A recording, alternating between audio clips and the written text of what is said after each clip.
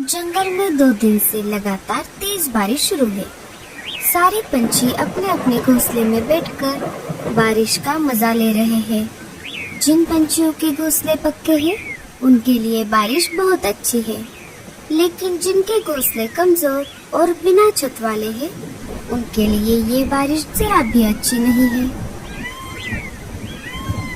माँ, ये बारिश कितनी अच्छी होती है। मुझे खिड़की से बारिश देखना बहुत अच्छा लग रहा है। माँ, मुझे बहुत ठंड लग रही है। बारिश अपने जोरों पर थी। देखते ही देखते बारिश का पानी जंगल में जमा होने लगा। जैसे जैसे बारिश तेज होती गई, बारिश का पानी पंछियों के घोंसलों तक पहुंचने लगा। अरे बाप रे, अब तो बारिश का पानी मेरे घोंसले तक आ गया। मुझे जल्दी से बाहर निकलना होगा। जैसे ही रानी चिड़िया अपने घोंसले से बाहर आ गई, उसका घोंसला पानी में बह गया। पता नहीं ये बारिश कब रुकेगी। मैंने घर में जो अनाज जमा करके रखा था, वो भी अब खत्म हो रहा है। तभी वहाँ पर मुनमुन कबूतर आ जाती है। अरे मुनमुन, इतनी तेज बारिश में तुम यहाँ कैसे? अरे लाडू, क्या तुम्हें नहीं पता? अभी थोड़ी ही देर में जंगल में बहुत बड़ा तूफान आने वाला है। उसमें हम सभी पंछियों के घोंसले डूब जाएंगे। चलो यहाँ से हम सभी को किसी सुरक्षित जगह पर जाना होगा। जब तक ये बारिश चलेगी, हम सब वहीं पर रहेंगे। मुनमुन बहन, मैं मेरे अंडे को छोड़कर कैसे आ सकती हूँ? लाडो, अगर तुम अभी यहाँ से बाहर नहीं आई तो तुम इस बड़े तूफान में फंस जाओगी। तुम एक काम करो, ये अंडा साथ लेकर चलो। थोड़ी ही देर में लाडू के भी घोंसले में पानी जमा होने लगता है। अरे बाप रे, अब तो हमें बाहर निकलना ही पड़ेगा। लाडू अपने अंडे को अपने पंजों में पकड़कर घोंसले से बाहर आ जाती है। जैसे ही दोनों बाहर आ गई, घोंसला बाढ़ के पानी में बह गया। अरे बाप रे, अच्छा हुआ हम समय रहते ही बाहर आ गए। कालू कौवा भी अपने घोंसले से बाहर आ गया था। कालू कौवा लाडो और मुनमुन के पास आ ही रहा था। तभी लाडो के पंजों से अंडा फिसल जाता है और बाढ़ के पानी में गिर जाता है। जैसे ही कालू ने देखा कि अंडा पानी में गिर गया है, कालू उसे पकड़ने के लिए बाढ़ के पानी में कूद जाता है। कालू ने अंडे को पानी से बाहर निकालने की बहुत कोशिश की, लेकिन पानी का बहाव बहुत ज्यादा था। देखते ही देखते अंडा बहुत दूर चला जाता है। कालू कौवा लाडो के पास आ जाता है। मुझे माफ कर दो लाडो, मैं तुम्हारे अंडे को नहीं बचा पाया। जब तक बारिश चलती रही, सारे पंछी जंगल के बाहर वाले एक गुफा में रहने लगे। कुछ दिनों बाद बारिश कम हो गई। जंगल में बाढ़ का पानी भी धीरे धीरे उतरने लगा। एक एक करके पंछी जंगल में वापस आने लगे और अपना अपना घोंसला फिर से बनाकर रहने लगे। अरे मेरे बेटे, क्या हुआ? मम्मा, दूसरे जंगल से हमारे जंगल में एक नया पंछी का बच्चा हमारे साथ खेलने के लिए आता है। हम दोनों दोस्त बन गए थे, लेकिन आज उसने मेरे साथ झगड़ा किया और मुझे मारा भी। अरे अरे, कौन है वो बदमाश बच्चा जिसने मेरे लाडले बेटे को मारा? चल मेरे साथ, मैं अभी उसे बताती हूँ।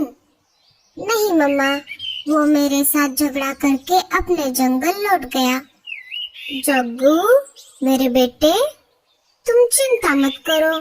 अब इस बार वो बदमाश बच्चा जंगल में वापस आएगा। मैं उसका अच्छे से समाचार लूंगी। दूसरे दिन वो बच्चा फिर से जंगल में वापस आ जाता है। आज वो जग्गू के बजाय टुन्ना के साथ खेल रहा था। तभी वहाँ पर गोरी और जग्गू आ जाते हैं। मम्मा, यही है वो जिसने मेरे साथ कल झगड़ा किया था।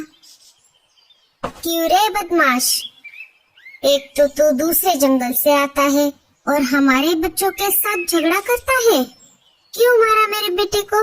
नहीं आंटी, मैंने आपके बेटे को नहीं मारा। उल्टा उसी ने मेरे साथ कल झगड़ा किया और मुझे मारा। ये देखिए, मेरे सिर पर चोट भी आ गई है। मम्मा, ये झूठ बोल रहा है। तुम्हारे माँ बाप कहाँ है? मुझे उनके पास लेकर चलो।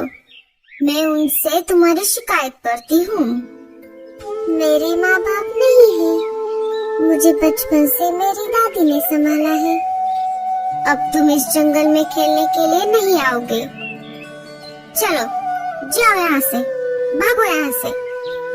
तभी वहाँ पर लाडो चिड़िया आ जाती है। अरे अरे गोरी, तुम क्यों इस बेचारे को डांट रही हो? बेचारा और ये? अरे लाडो बहन, तुम्हें नहीं पता, ये दूसरे जंगल से आकर हमारे जंगल के बच्चों के साथ झगड़ा कर रहा है। हमारे बच्चों को मार रहा है। क्या तुम ऐसा कर रहे हो? नहीं नहीं आंटी, मैं ऐसा नहीं करता। उल्टा इस जंगल के लड़के मेरे साथ बुरा बर्ताव करते हैं। मैं जिस जंगल में रहता हूँ वहाँ पर मेरा कोई दोस्त नहीं है, इसलिए मैं यहाँ पर आता हूँ। जग्गू, चलो यहाँ से। अब तुम इस बदमाश बच्चे के साथ नहीं खेलोगे। गोरी और जग्गू वहाँ से चले जाते हैं। तभी वहाँ पर कालू कौवा आ जाता है। अरे लाडो, तुम यहाँ पर क्या कर रही हो? क्या तुम्हें अपना नया घोंसला नहीं बनाना? मैं लकड़ियाँ लाने के लिए बाहर आई हूँ कालू भैया। तभी कालू की नजर उस बच्चे पर पड़ जाती है। कालू एक बार के लिए उस बच्चे को देखता है और एक बार के लिए लाडो की तरफ देखता है। अरे कालू भैया, क्या हो गया? कहाँ खो गए? लाडो, तुमने ये बच्चा देखा? ये बिल्कुल तुम्हारी तरह दिखता है। हाँ कालू भैया, अगर उस तूफान में मेरा अंडा ना बेता तो मेरा भी बच्चा आज इसके जैसा होता। दोनों बात कर ही रहे थे, तभी पेड़ की एक डाली टूटकर उस बच्चे के ऊपर गिरने ही वाली होती है। तभी लाडो उस बच्चे को वहाँ से हटाकर खुद उस डाली के नीचे आ जाती है। लाडो डाली के नीचे फंस जाती है। अरे बाप रे, ये क्या हो गया? लाडो रुको, मैं अभी मदद लेकर आता हूँ। कालू वहाँ से मदद लाने के लिए चला जाता है। तभी वहाँ पर उस बच्चे की दादी आ जाती है। अरे टीलू, तुम कहाँ थे इतनी देर से? मैंने तुम्हें कहाँ कहाँ नहीं ढूंढा। चलो अब घर चलो। दादी, वो सब छोड़ो, पहले इन आंटी को इस डाली से बाहर निकालो। वो इसके नीचे फंस गई है। दादी लाडो के ऊपर से वो डाली हटा देती है। अरे चिड़िया, तुम इस डाली के नीचे कैसे फंस गई? दादी, ये डाली मुझ पे गिरने वाली थी, लेकिन मुझे बचाने के चक्कर में ये डाली इन्होंने अपने ऊपर ली। तुम्हारा बहुत बहुत शुक्रिया चिड़िया, तुम्हारी वजह से आज मेरे टीलू की जान बच गई। कोई बात नहीं, ये तो मेरा फर्ज था।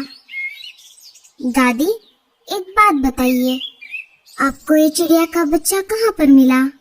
अभी कुछ महीने पहले जब तेज बारिश हुई थी, उसके साथ साथ तूफान भी आया था। इस जंगल में जो नदी बहती है, वो नदी मैं जहाँ पर रहती हूँ वहाँ से भी गुजरती है। मैं उसी नदी के पास एक कुटिया में रहती हूँ। एक दिन मैं पानी लाने के लिए नदी की तरफ गई थी, तब एक अंडा मुझे उस नदी में बहता हुआ दिखाई दिया। मैं वो अंडा मेरे साथ घर लेकर आई। ये बच्चा उसी अंडे से बाहर निकला था। तब से मैं उसे पाल रही हूँ। लाडो, क्या तुम भी वही सोच रही हो जो मैं सोच रहा हूँ? हाँ हाँ कालू भैया। कालू सारी बातें दादी को बता देता है। ये तो बहुत अच्छा हुआ, मुझे बहुत चिंता थी। मैं इस बच्चे को पूरी जिंदगी अकेले कैसे पालूंगी, क्योंकि ये एक चिड़िया का बच्चा है और मैं तो एक इंसान हूँ। दादी, आपका बहुत बहुत शुक्रिया। आपकी वजह से मुझे मेरा खोया हुआ बेटा वापस मिल गया। टीलू भी अपने माँ से मिलकर बहुत खुश हुआ था। देखा तुमने लाडो, ऊपर वाले के घर देर है लेकिन अंधेर नहीं। लेकिन लाडो, अब तुम अपना घोंसला कैसे बनाओगी? तुम तो घायल हो गई हो। कोई बात नहीं चिड़िया, मैं तुम्हारी मदद करूंगी।